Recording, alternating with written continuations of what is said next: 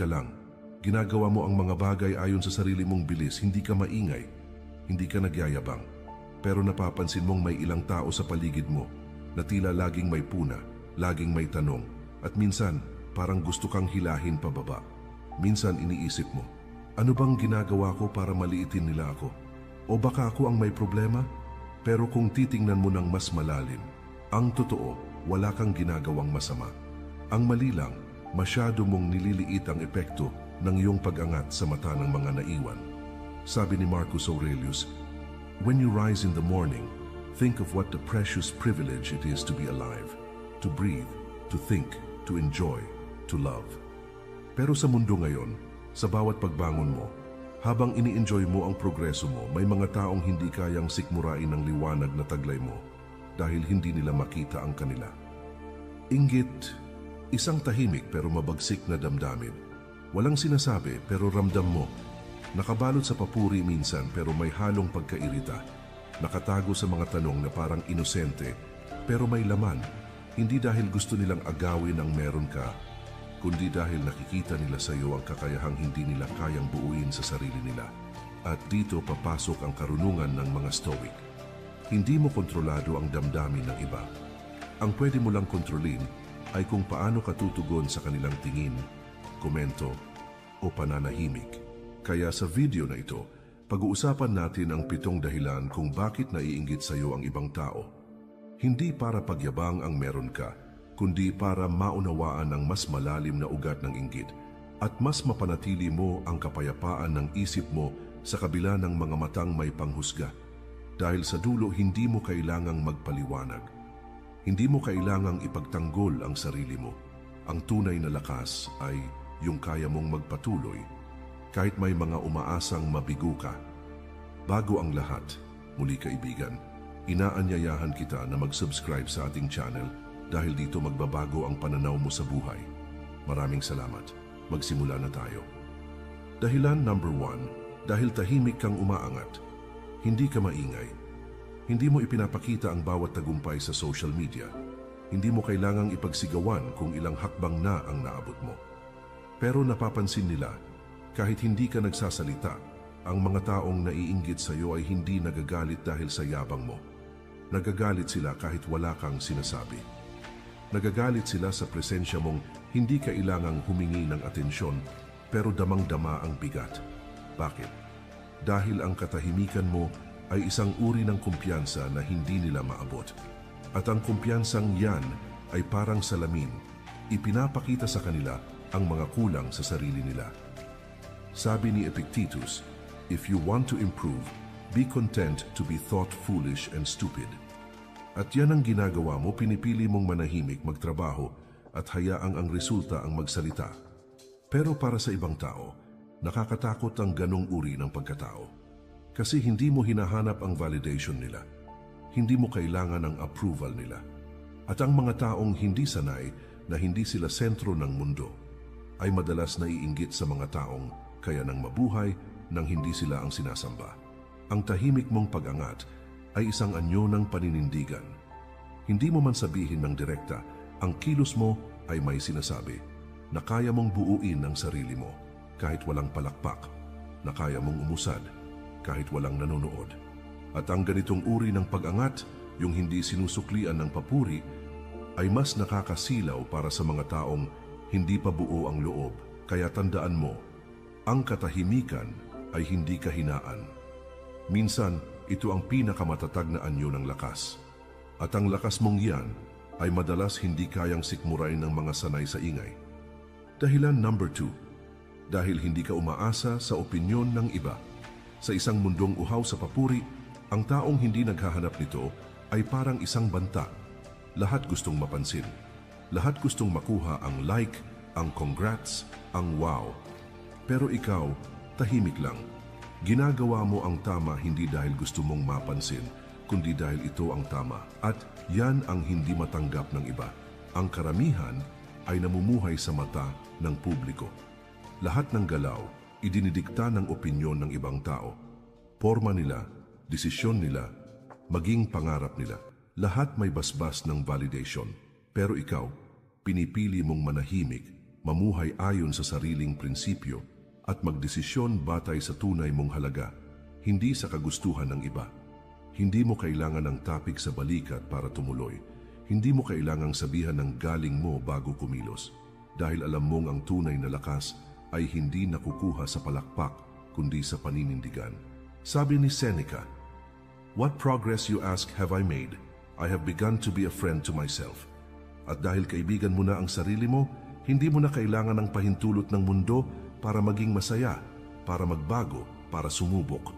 Kaya kang irespeto ng sarili mo kahit hindi ka iniintindi ng iba. At dito na pumapasok ang inggit. Ang mga taong sanay na umaasa sa opinyon ng iba ay naiinggit sa mga taong malaya. Kasi ang kalayaang yan ay paalala na sila mismo ay nakakadena pa rin.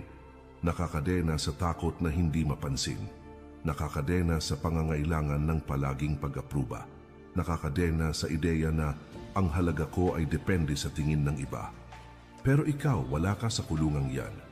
At para sa kanila, ang kalayaan mo ay nakakairita dahil ipinapakita mo sa kanila kung gaano sila nakakulong. Kaya minsan, ang katahimikan mo ay tinatawag nilang pagmamalaki. Ang pagtutok mo sa sarili ay tinatawag nilang pagka-istrikto. Ang disiplina mo ay tinatawag nilang pagiging mayabang. Pero huwag mong hayaang guluhin ka ng maling interpretasyon. Dahil ang taong may kapayapaan sa sarili ay laging mukhang arugante sa mga taong hindi pa buo. At sa dulo, ang mahalaga ay hindi kung anong tingin nila sa'yo, kundi kung anong tingin mo sa sarili mo kapag tahimik na ang lahat. Dahilan number 3. Dahil marunong kang magbago habang sila paulit-ulit pa rin.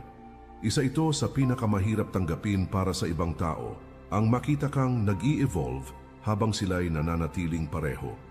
Na habang sila'y kumakapit sa dating bersyon ng sarili nila, ikaw naman ay tahimik na lumalampas sa mga limitasyong dati mong kinakahon. Ikaw ay gumagalaw. Hindi dahil gusto mong iwan sila, kundi dahil pinili mong yakapin ang pagbabago, kahit masakit, kahit mag-isa. At iyan, ang hindi lahat kayang gawin. Ang pagbabago ay hindi glamoroso. Walang palakpak sa gabi-gabing pag-aalinlangan. Walang kamera sa likod ng mga tanong mo sa sarili mo kung tama pa ba ang landas na tinatahak mo.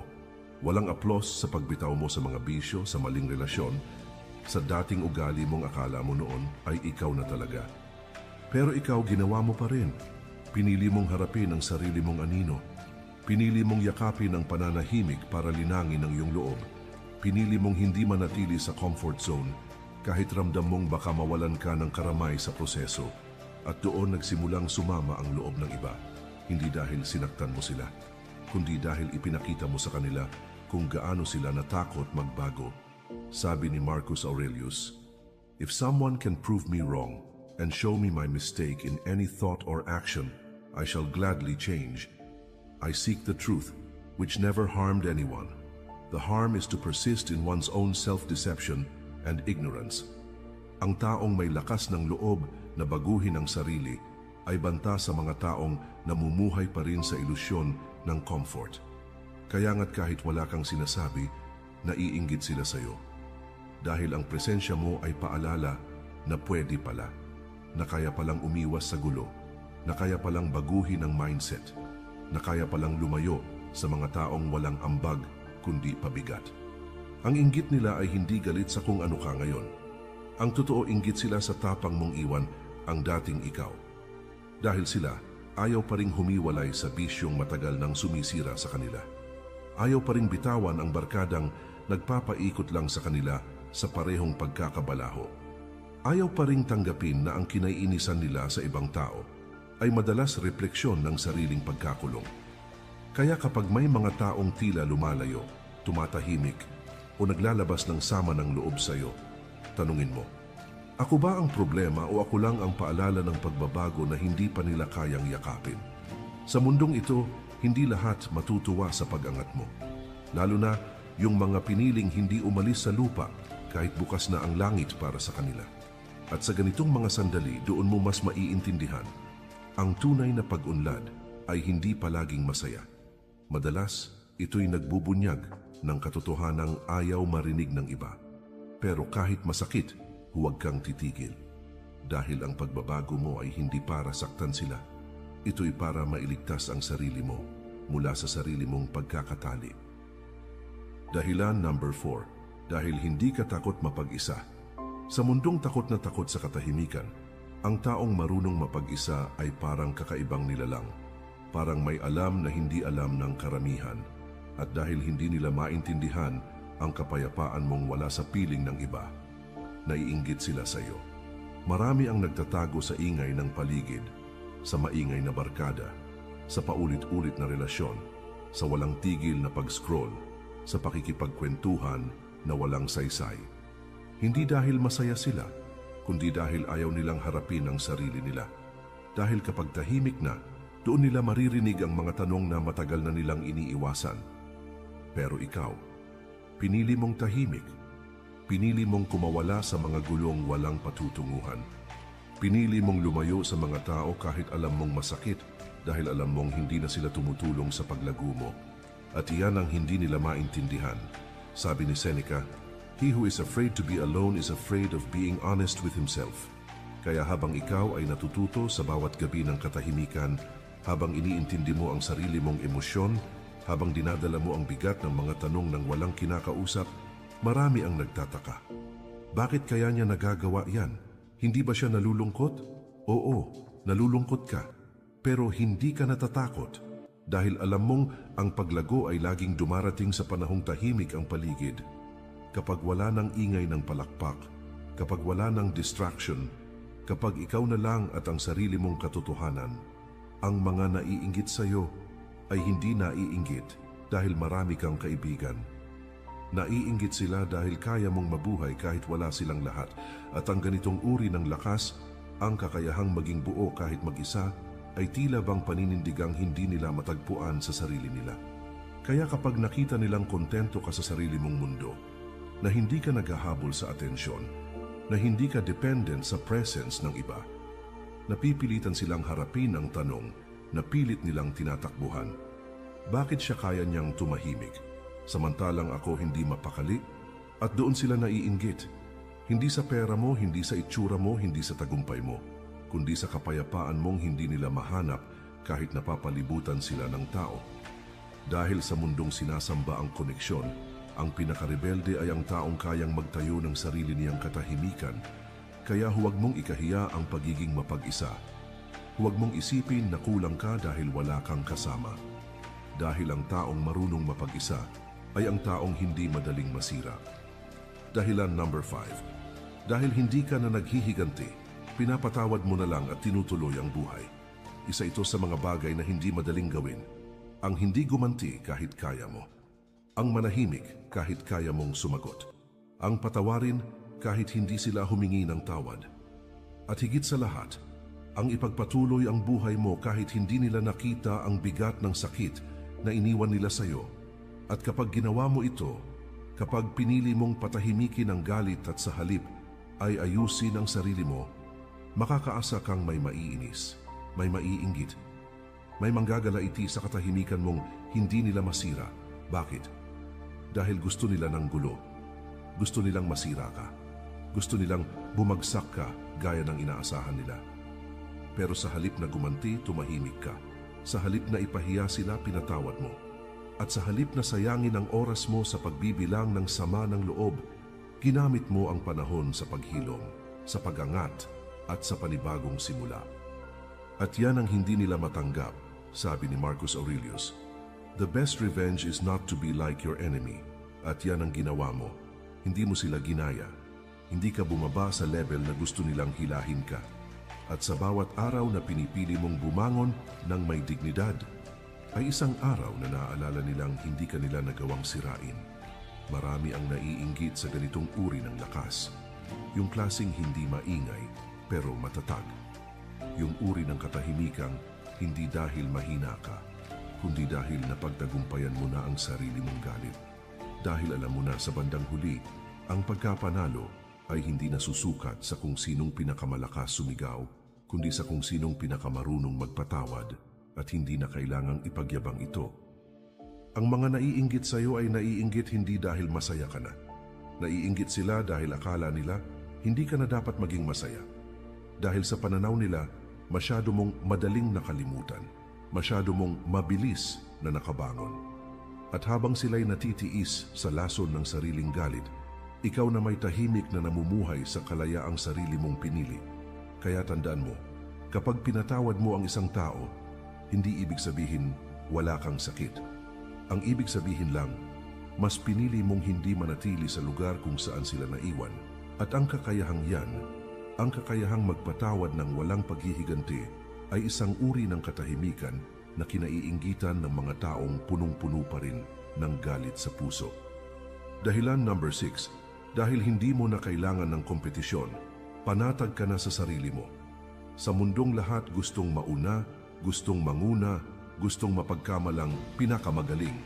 Ang taong hindi na nakikipag-unahan ay isang misteryo. Tahimik kang gumagalaw. Walang yabang, walang flex, and walang mas magaling ako diyan na energy. Pero sa bawat kilos mo, halatang buo ka na. At iyan ang nakakagambala sa iba. Dahil sa totoo lang, karamihan ng tao ay hindi talaga gustong manalo. Gusto lang nilang may matalo. Gusto lang nilang may mapagkumparahan para maramdamang mas mataas sila. Gusto nilang patunayan sa iba ang halaga nila. Dahil sa loob-loob nila, hindi pa nila ito nararamdaman sa sarili nila. Kaya kapag may isang tulad mo na dumarating, na hindi nakikipagkumpetensya, pero umaangat, na hindi naninira, pero nangingibabaw, na hindi nagpapakitang gilas, pero kapansin-pansin, nagkakandagulo ang sistema nila.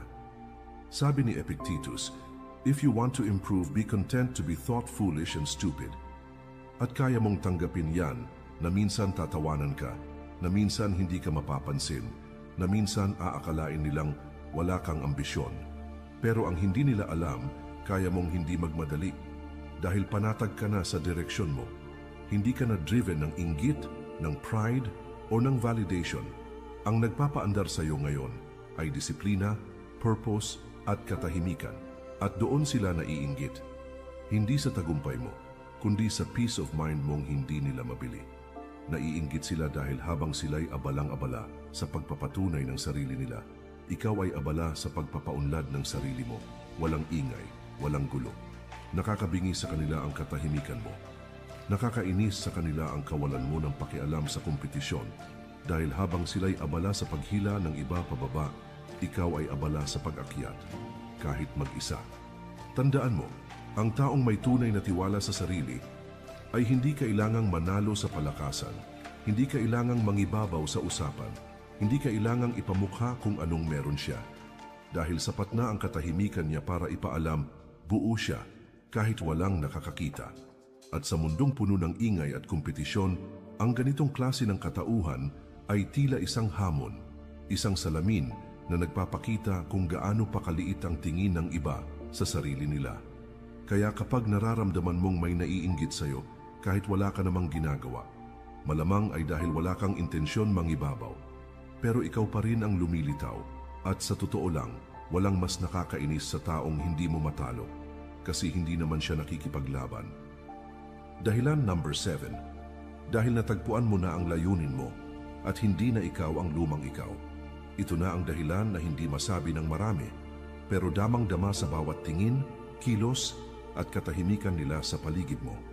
Tahimik kang pinagmamasdan, tahimik kang kinaiinggitan, hindi dahil sa kung anong meron ka, kundi dahil sa kung sino ka na ngayon.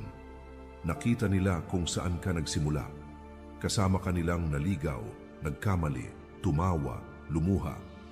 Nakita nila ang mga araw na bagsak ka, ang mga gabing puno ng tanong ang mata mo, ang mga panahong kahit sarili mo, hindi mo na maintindihan. At ngayon, tahimik kang tumindig. Tahimik kang binuo ang sarili mo. At higit sa lahat, natagpuan mo na ang layunin mo. Hindi mo man ito ipinagsisigawan, ramdam sa bawat hakbang mo na may direksyon ka na. May dahilan ka na kung bakit ka bumabangon. Hindi ka na basta-basta sumasabay sa agos. Alam mo na kung para saan ka nabubuhay.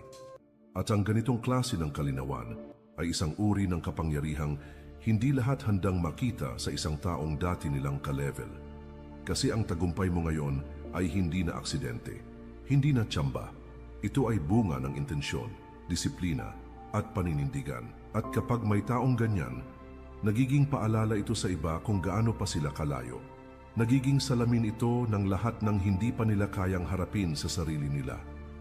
Sabi ni Marcus Aurelius, "Stop drifting. You've wandered enough. Wake up. Show yourself. You're not a child anymore." At yan ang ginawa mo. Nagising ka. Hindi na ikaw ang taong palaging naghihintay ng direksyon mula sa iba.